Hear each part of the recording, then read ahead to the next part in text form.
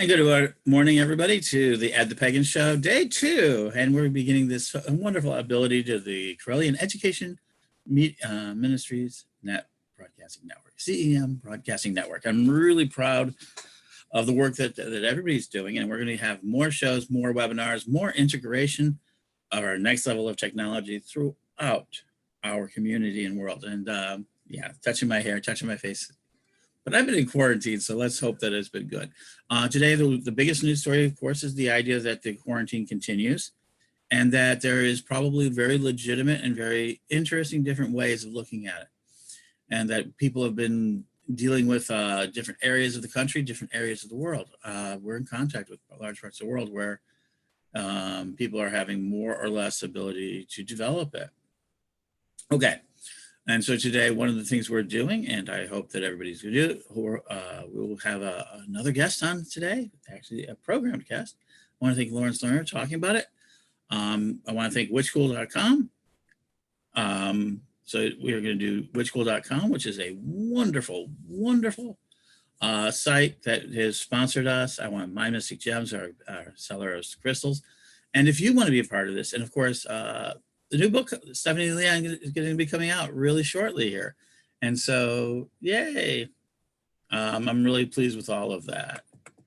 And so really quick, I want to thank everybody who liked the fairy wheel idea. Before the end of the show, I will have yet another tip on how to do so. And let's put this on gallery view so that we can see. Good morning. Can you hear me? Me? Yeah. Hi, good morning. Hi, Julianne. So I'm great to have it. So this is our second day. And today my guest is a very, probably somebody, if you've been paying attention to Facebook and you want to hear about people talking a lot about fitness and health and mental health throughout the quarantine. And he's been like one of the best troopers. I have immensely enjoyed watching and listening to her ability to communicate through all of this. And she's come out this year. So, and she does Jules Fitness Minute. Is that how you say it? Yeah, I thought it up really on the cuff. I said Jules Fit Minute. So I have it. The hashtag has got a page and it's on Instagram and Facebook. So I'm a big believer of doing things really off the cuff, as everybody knows. Oh, of course I am. And I believe that you should do something else and everything else. So this is our second day of the Broadcasting Network, and I want to thank everybody. Tell me where you're at. You can come in at thepagan@gmail.com or broadcast@gmail.com. No, broadcast@witchcool.com.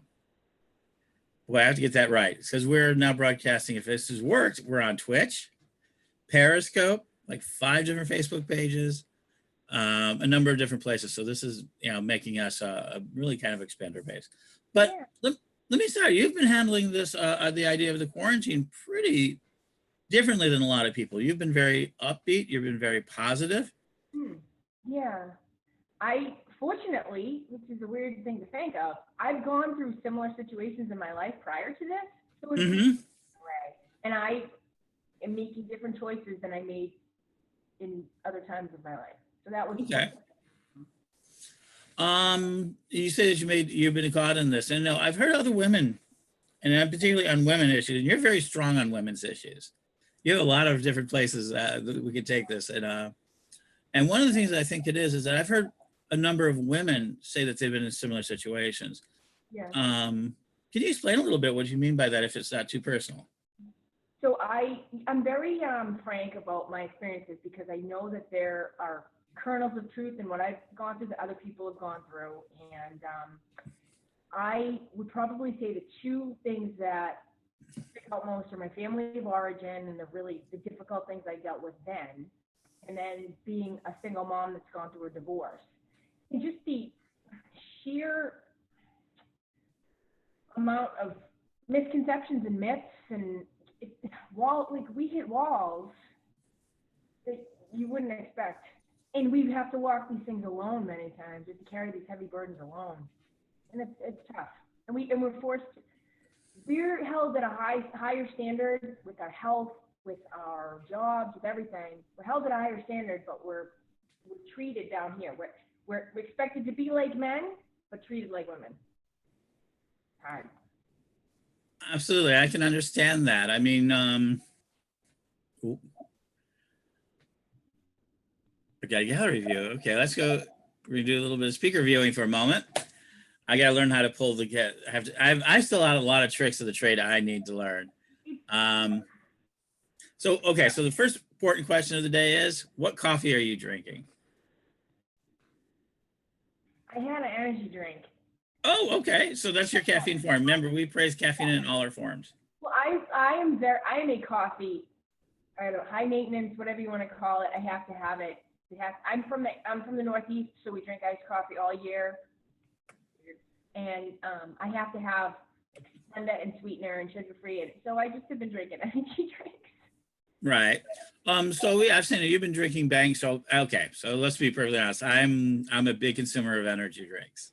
With Bang coffee, Bang makes a keto coffee. I apologize. Bang makes a Oh, keto no coffee. problem. Sorry, that's my son. Right. Bang makes a keto coffee Yeah. that is really quite good. It has protein in it. So, Okay. yeah. So that's kind of an interesting thing. Okay. So today everyone wants to know my coffee cup of the day. If you want to send me coffee cups, I love feel it. free. I do like coffee cups better if you send them with actual coffee. I do review coffee. I'm actually through my years have actually become quite the fan of coffee in different formats. Um, and so one of the biggest things I think that I really enjoy about the way that you've been talking things. First of all, um, we met in Salem during the hectic time of Salem. And My son, who is from Salem originally. what's that? My son, who was just calling, I have a 12-year-old, and he was born when we lived in Salem. So, yeah. And we were working. We were working with the psychic fairs at the time. I was actually my Yeah. first year in years of being a professional psychic, and you took on the much more strenuous job, I think, of being exposed to the elements. Stress is a lovely, which you are, which, you know, kind of the lovely thing, nice hats and everything, very Yeah. fashionable, handing out cards to people. So that role is a role I played for most of my adult life. I started that back when I was 19. And so I'm a person, I hand out flyers. It's a marketing job that's, a little bit more unconventional. Mm-hmm. So like the places that we represented did have a measure of success from these flyers that we handed out. But also, one of the things about that is that's a souvenir and a moment. Like if someone came to see you Mm-hmm. in the area, they brought that home, and that was a souvenir. Like, look at this! I went to see, that psychic. And so tips people, I like postcard marketing. Yeah, yeah. And I think postcard marketing is a very good thing. If you're out there being a professional psychic, if you're out there being a personality, I love postcard marketing with your face on it on one side, the description of what you're doing on the other side, and those beautiful gold and silver pens that are put out by Sharpie, Yeah. signing them. I've had that. So many clients do that. That's an amazing piece. Oh, great. Yeah. And so we've had that concept of before. So that's it. But then you've been starting to do a lot more exercise. You really are into fitness. And so that's really I want to start with is that a lot of people are in quarantine. Now as everybody knows, in 2012, I was like super heavy, 260. I really thought I was at the end of, when I kind of retired away from the witch school at the end of 2012, I was 260 pounds. By the time I got to Salem in 2019, I was down to about 185 pounds. You was good. Now, Great. well, I was good. I will tell you, but now in this quarantine, I am now up. I've gained like 9 pounds in the last couple of weeks. That's okay. Yeah. Thank you. It is okay, and I accept that. Yeah. But can you talk a little bit about the idea of how you're doing these moments on things? So tell people where they can find you first. So I'm on Facebook. Jules Fit Minute is a page. My personal page, I'm a little bit I've been more public on my personal page, but I'm trying to transition it over to just the actual page, Jules Fit Minute. And on Instagram, I'm Jules Fit Minute. Okay.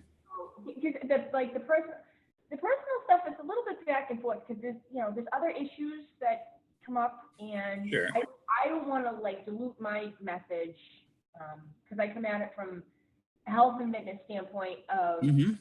through healing. And I will say, like, when I came into this, the first thing that came into my mind I didn't want to have anything called gains. I didn't want to gain, and gains can be losses too, but I just wanted to remain active and keep myself where I was, and also use fitness or movement to be healing, to take the energy. Like, if you feel intense sadness about the fact that something awful is happening, channel it into your body and do a physical activity, and it will make you feel better. Where the body goes, the mind goes. Keep the mind-body connection. A lot of trauma has nothing to do with the mind. It's the body. If people feel trauma in the body, or the effects of trauma are in the body. A lot of the five major ways to heal from trauma, like, I don't even think talking is in there. It's meditation and movement. Mm-hmm. When you do put yourself in a state of movement, especially if you use music, if that's a modality that you like, your prefrontal cortex shuts off, and you're fully in the moment, in the flow. Mm-hmm. You're not torturing yourself with that rumination and those endless thoughts. Absolutely. So you've done that. I noticed that you got comfortable over time being on film, because I really do believe that people belong on doing it. I noticed you started out with a lot of photographs. You were taking photographs of yourself at the gym. Yeah. And then you started doing actual talking. Now you talk on a number of different things. Yeah. It was not too racy, but one of the things that people have enjoyed, I've shared with people, is your battle in the world of dating. Oh boy. The battle of basically, and a lot of the women in my life. So to be perfectly sad, I'm a 57-year-old white male. I describe myself as pansexual with a strongly feminine orientation towards females. Yeah. I can't imagine, that sort of thing, but I'm not against, people, what does that mean? It says, well, I take affection where I get affection. Right. Where I enjoy, I have my moments, and we will not ready to do that at a morning show. We will have an evening show soon enough. Okay, sign me up. I'll be right on there. That's right. Well, we are talking about it.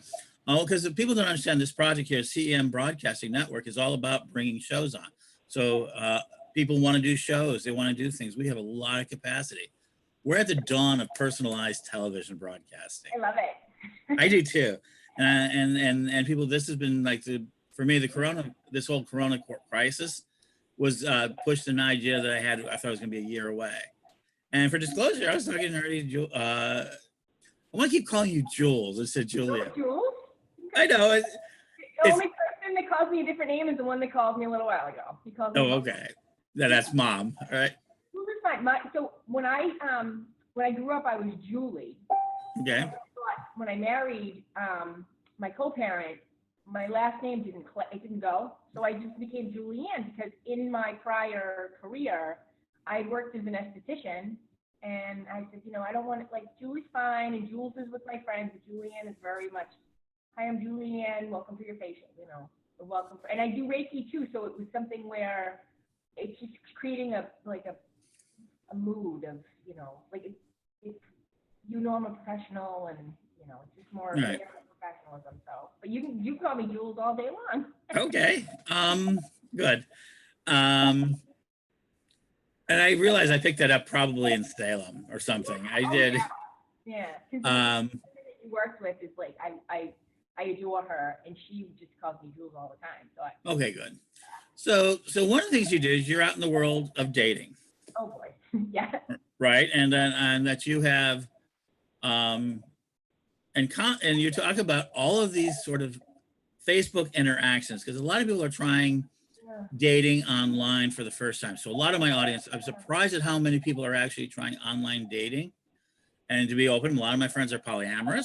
A lot of my friends are single, or they're late in life, or they have a lot of different reasons why they're dating. I have married friends, but you know, they're in a minority inside my community. Right. Yeah. And they're talking about, and they talk about how hard it is. And you've been taking it on like really straight across. Because I've had conversations with people who talk about the struggles that they have. So we all individually have these struggles, but nobody talks about it, and it's not open, and it's dismissed. Mm-hmm. A lot of times it's dismissed, and there's an awareness now of. Let me see if I can articulate this correctly. There's been a like a sense of permission of really awful behavior, like not identifying things as what they are. So like before the advent of social media, you couldn't go out and expose your genitalia to people. It's called flashing. Yeah, but it like for some reason it got to a point where it's acceptable to do that online. Mm-hmm. It happens often. It happens quickly. It happens unexpectedly. And we've gotten to a situation culturally where it's like expected and accepted. So that's just one of the elements of many of the awful things that come up. But it's dismissed. Like if I talked about, oh, I had a bad situation on like a forum, people say, oh, it's not a big deal. It's not a big deal. Just let it go. And when you show something in a concrete form, it's very hard to dismiss it, but it's also very telling. Like if someone were to see something in text or in like a photo, and they're going to dismiss that, that shows you that you need to, because one of the things is you need to, whether it's dating, relationships, family, you need to have people around you that are supportive and kind. And but we are human beings. We have a component of ourselves, which is our sexuality, and it's viewed as like a separate entity or some sort of a, but it's like we breathe, we eat, we sleep, and we have that part of us. It's important, and we need to take it seriously, like it's an important thing. But these things happen. They're just awful, and they don't hurt. That's not hurting me like it's hurting the person who's doing it to me. Okay. If you do that to me, I'm like, oh no, bye. It shuts the door for once you pass a certain line, I'm not gonna like go back and engage with someone who did something vulgar or, me. And as a woman, I'm not going to let you be intimate with me if you showed me that I can't be safe. Like that's one of the biggest issues with women. It's men don't have the same type overall. There are men that do. Men don't have the same type of concerns with safety that women do. That's that makes sense. If you send me aggressive, vulgar, awful things, I can't put myself in a vulnerable place with it, because women or people that receive sexually are more vulnerable than those who give sexually. Because if you just look at the anatomy, so Oh, it absolutely is. It's the difference between the difference between just basically an outward projection, such as we're adults here. Yeah, the idea. Yeah, that it's outward projection versus an inward intaking into the body. Yeah. And there's absolutely a big difference. And the safety management in that with women is very interesting, because I've noticed you also have this sort of argument with cis women and gay women as well about identifying you. It's not just one way for you. You've got getting you on both sides. I would never trade my own experience. I feel like it's a blessing. I've always identified as a bisexual woman. I've been polyamorous my whole entire life. I have struggled with people who are not honest about their own sexuality or about their own experiences. And there are elements of being a bisexual woman that have connotations that people latch onto and use. And so, but it's dismissed. Like I don't know where to go with things when really tough stuff happens, because we're in the middle of the letters. We're LGB, but for some reason we don't have a voice. But we're like held up as this like, oh, this amazing big thing, but when it doesn't, you have a lack of permission to advocate for yourself if you have something that's viewed as good. It's very odd. Very odd. So I think it's a bit about the extremism of our society. People want safe decisions. Yeah. Like I have a lot of gay friends. Yeah. on both sides, that sort of thing. My brother died, basically he was murdered because he was gay, Oh my God. back. Yeah, a lot of people, yeah, when he was 22, 22, almost 23 years old, back in the city of Chicago. He was out and he was advocating to become, at the time we called him drag queens. He was a dragster, and he just said he was just starting his career at the world famous Berlin nightclub in Chicago. Got a chance to do it. He didn't take out. He identified purely as male at that time, but he loved that sort of garb. And of course, being the youngster, they put him in the wedding dress. He's in one of his first things, and he didn't take off his clothes fully, and he was actually killed, thrown in front of a train for what he was wearing, and so that's something that people don't know. Yeah, I didn't know that. And most people don't, it's I can't believe you it, shared that. That's so brave that you shared that. You put me on camera right now. so so people have thought about it, and all my life I've had this battle between, oh, you're gay, no, I'm married with children, oh, that's just a beard, no, I really love being married, I love having children, and they go, well, what about it? But one of the things I've noticed when they go gay is they says, and then they find their straight friend finds out their friend's gay. They're like, well, you're not hitting on me. He says, no, if I would have already hit on you if I was going to, you're not my type. This is why is it that premise? And I know, and I've seen you've talked about this. When a straight friend finds out that you're gay, is like, oh, are you going to hit on me or something? Like it's contagious, or that something changes when they find this out. To think that you've become from being their friend, right, to kind of some sort of like sexual predator or sexual, hunger. Can you talk to that a little bit? Has your experiences with that a little bit? It's disturbing. Well, so it's disturbing first of all because you're put in a position where, because you identify that way, it's like, oh, you're attracted to everyone of that gender. Oh no. And also, you may have a personality style or a personality type that doesn't. You may be sapiosexual, so you might not become attracted to someone until you have connections and a little more intimacy with that person. Mm-hmm. And there's a difference. Like people have different ways that they find themselves attracted to people. But I definitely, over the course of my entire adult life, I have found myself experiencing people of my gender who have, just taken it upon themselves to want to be sexual with me, and it can be very confusing because if someone say, oh, let's try this or this, like, okay, that's fine. But one of the elements that comes out of it though is the lack of ability to set boundaries and the lack of the ability to really talk about the effects of behavior because it's dismissed.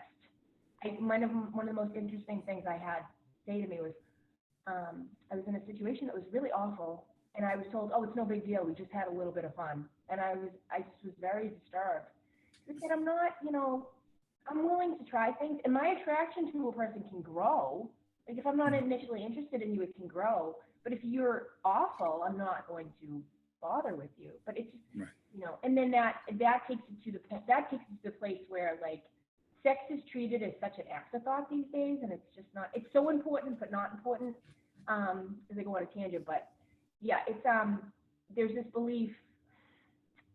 I mean, I've said before. This is like, I'd say this way. Many times, us bisexual women are viewed as like sex toys. They're like with sex toy. We're asked to do things that are inappropriate, and we're expected to be a certain way. And I can't women are like, I want to cultivate like some sort of attraction and use you. I want to use you as a vehicle to get intimate with a man, or men will be like, I need to use you as an accessory in my relationship to make it hotter. It's very odd. It's odd. We're odd creatures. I mean, we are odd creatures. All right, let's get ahead back into your Jules Fitness. So what can people do? What can people do right now? I mean, so that you got romance, and so you can contact it if you have want to do this online romancing. Contact Julianne. But in this fitness mode, what can people do right now that will make them feel? What can they do inside their homes? What type of exercises? I know a lot of our people have mobility problems. I know a lot of our individuals really have never exercised. They think go into their car, they go to the job, but they have never really had to sit around all day. So I would probably say, just the first thing to do is just think about what makes you feel the best in terms of movement, what you like the best. So I focus on dance more than anything else. I like dance. I like yoga, and I also am intimately aware of my my body and how it works, what the strengths and the weaknesses. And I would say probably like the first thing to do is figure out what you like and figure out what you don't like or what your limitations are. Mm-hmm. Think about what you can add to make you feel like you've accomplished something at the end of the day. You don't have Mm-hmm. you don't have to do 45 exercises. You don't have to do an hour and 15 minutes of yoga. You just have to do enough to get yourself to a place where you're starting to improve. Because you can improve with little slow increments. Like I always say, like the Grand Canyon was paved by little drops of water. So if you just like break it down, just think about like your entire body has like a bunch of big muscle groups. So if you do maybe 5 or 6 exercises a day, just to start out now, because you can't make decisions based on what you're doing in 3 or 4 weeks from now, and you're going to need a good couple of weeks of doing something consistently for it to make changes. Mm-hmm. So if you do a plank, do some wall squats, do some leg lifts, do some arm lifts, just like movements that activate your different parts of your body. There's a multitude of resources out there. If you send me a message, I'll send you millions of exercises. But just do 5 exercises and do it like yesterday. I do sets and reps. So I'll do 3 sets of push-ups, and I'll do 10 movements each time. So I did those, and then I put my face on, and then I did those, and I did my hair. So, it's basically about like adding it in. Because, all right, so if you do 5 exercises in an hour, or you do 5 exercises over 5 hours, you still did it. So that's all. And I've seen a lot of videos out there, and I see that people about having their kids going out, and they're, people are bored, and they want the feeling of being a part of things. But you mentioned music, just putting on some music and dancing, right? Oh yeah, and don't, if you have your headphones in, don't think about anybody. Like if you want to listen to Billy Ocean, or if you want to listen to Backstreet Boys, if you want to listen to whatever you want to listen to, nobody's in your little headphones. If you like disco, if you like 50s, if you like classical music, but music, they have done studies, clinical studies have shown that you actually get an increased cardiovascular benefit from using music. There's cadence, there's I post a lot of music that has really high intensity level, high beats per minute. And it doesn't matter if it's Black Box and Martha Wash from the 90s, or if it's, I use Underworld more than anything else, or some of the music from the 90s, some of the electronic music, but And you share them. And talking about music, I'm a big rap fan. And tomorrow we're going to have Rich Donahue, who just dropped his album yesterday of Misconceptions, a Wiccan rap artist. Well, send it to me, I'll share it. Definitely. Absolutely. He's going to be out there. He just dropped his album, Misconceptions, and he's going to be our guest tomorrow, just as your guest today. All right. So, oh yeah, isn't that? I love people are like, you like rap? I go, oh my God, you have to realize Snoop and I are the same age. A lot of these. Drop it like it's hot. Yeah. So yeah, I grew up with all of that. And people are like, what? He says, no, it kind of develops with my generation. Oh my God, yeah. Rappers, Grandmaster Flash. Oh boy. Oh yeah, I tell people that they like, I can't be that old. Yeah, the kids, yes. And well, you have a young man in your life, and they seem to think they invented everything. My son, he plays the saxophone and the bass, but he's also taken martial arts for a while. Mm-hmm. He's active. Music is a huge part of his life. He's played the djembe drums since 2015. So it's an asset. It's such a great addition to your life. It really is. And if you sing, that's an instrument too. Don't think because you just sing, you're just, your voice is an instrument. Singing is one of the things too that can make you feel a lot better. So you put the headphones on and you're doing your movements, and oh, I will survive. well, if I know her, you know. Yeah, there you go. Yeah. So we've heard that. We've heard your advocacy. So my last question of the day is, of course, is that, yeah. So how do you normally drink your coffee? This is the question of course, being a coffee pusher, because this is one of the common grounds. So I don't know if people are gonna like understand this as much if they're not from here. I run on Dunkin', so and I have sure. I run on Dunkin'. I don't like the fact that they changed from the brewed iced coffee to the flavored, but that's okay because I tried. Like the most surprising thing I ever found was blueberry. I went and they're like, "Oh, here, try the blueberry. It's delicious." But so I will go to Dunkin' Donuts, my fantasy day, and I will get a large coconut iced coffee, Mm-hmm. 6 creams, 6 Splendas, and less ice. Because that's my Mm-hmm. favorite. So Splendas, because I'm a huge user of sweeteners, because I have found that to help me. Because your brain doesn't really know the difference, and it's much better than having sugar. And you can't put sugar in a cold beverage anyway. So, but I prefer iced. I use cream and sweeteners. So I'm a stevia fan myself. So It's just but whatever you some people find it bitter. I mean, they find it very sweet and bitter. yeah. So yeah, it's one of those things that people have different ways, and that's why I'm fascinated by it. And last year when they got labeled the coffee pusher, it was like, I didn't know. I would have taken you to the Red Line every day. Red Line in Salem has oh yeah, nitro cold brew that pours like a Guinness. Oh yes, my God. yes they do. I remember that. So The problem in Salem, a little side. The problem in Salem is we had the Red Line, we had Jaho, we had Front Street, we had Gulu Gulu. There's no place in the world like Salem for the best coffee. AJ King. AJ King is a store that they make bread and they distribute bread to different restaurants. But when you walk in there, it's like the wall of almond and cinnamon. It's the most delicious, delectable pastries.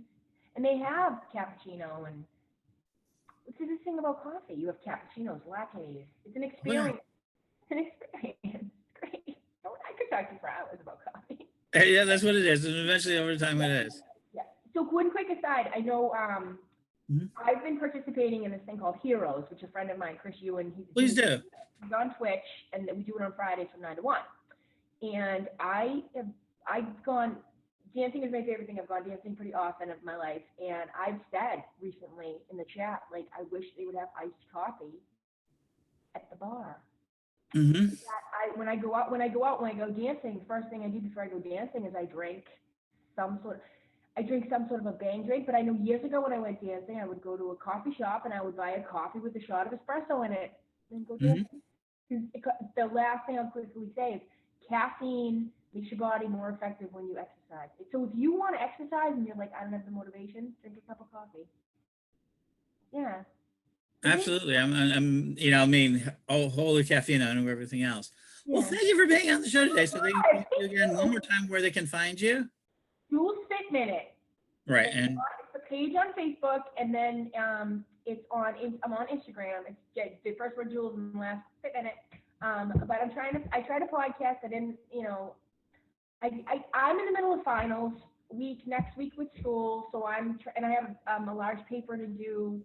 So I'll have a little bit more open time, but I'll still be contributing every day. And if I'm happy to give tips, tricks, or validation, or if you're feeling, you just want a cheerleader, I'm the witchy cheerleader. Absolutely, and so yeah, go out there and enjoy her information. We're gonna have her back again with us some more. But thank you so much for sharing today. Thank you so much. Blessed to be. Have a wonderful day. Love you. Have a peaceful day. Absolutely. And we're going to try our best today. Yeah. Well, thank you. Of course. And there we go. So, folks, that's our second guest on our show. Tomorrow, we're going to have Rich Donahue. So let me go ahead. I promised everybody that I would be giving you guys all a very interesting discussion on how to make money during the quarantine and how to get ready for it. Yesterday, I talked about the fairy wells, and I want to thank you, everybody, reaction. Yes, and if you don't remember what it was, is that People hate coins in their pocket. They don't really like them. They're willing to more than happily give them away. The fairies offer an energy exchange with them by having a fairy well. You honor the fairies, they'll give you the coins. And like my friend the leprechaun says, you can turn them into gold. And you used to be surprised. And somebody says, can that literally work? I go, yeah, you could probably, I've seen, and let me go ahead. Like when I was in Salem and did the Bewitched thing, we picked up over, like in a 3-day period, over $100 worth of coins that were given to the homeless shelter at the time. They picked them all up and they took them to the local homeless shelter because the city didn't know what to do because they never saw that encounter. And that was the proof of the magic of it. I should mention that Jules was also one of the people who helped us with the Bewitched ceremony. So that was really a very cool moment for us. And that's one of the things we did. So that sort of thing. But today's method is that, remember, investing in the natural world. If you want a natural world, then you have to do so. So people, this is a very big thing. This is a long-term investment. So most people don't know that honey, real honey, can be stored for a very long time. If it's allowed to crystallize, if it's allowed to be there and it is not treated, it can be stored forever. We've literally have tasted honey that are hundreds to thousands years old in various architects because it lasts forever. It has so many antimicrobial properties that it stays a very sterile product over the long run. That's why our ancestors really loved honey when they could find it. And then part of industrial society is that we were able to kind of create homes for that, beehives of various sorts, and we continue to produce it. Honey, though real honey, tastes different wherever it goes. So every type of honey from almost every type of hive or from every region tastes different. It can taste different based on the same sort of principles as grapes. Honey and grapes have this very common element. The soil where the flowers are grown or where the grapes are grown. Well, in honey, it's where the flowers are grown, the taste of the flowers. The weather can affect it. And then basically how active the bees are. And they can make it, there's actually spring honey and there's fall honey. And spring honey is really heavy and fall honey gets a lot different. And so all of these different honeys taste. And even in the city of Chicago, Bika Bee was somebody who really taught us on this, is that it can taste differently everywhere. So not only can it be stored for almost indefinite period of time, honey is going to taste different wherever it's at.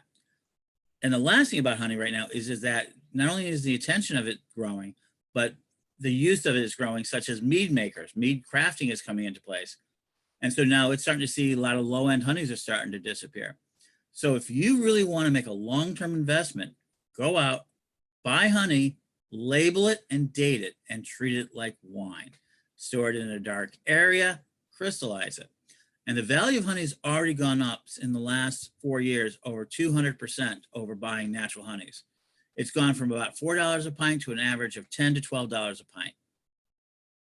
But if you get a particularly good honey, and there's lots of honey to go for more of it, and you can have it for fun, you can, unlike wine, you can actually open the bottle, use it, and then put it back.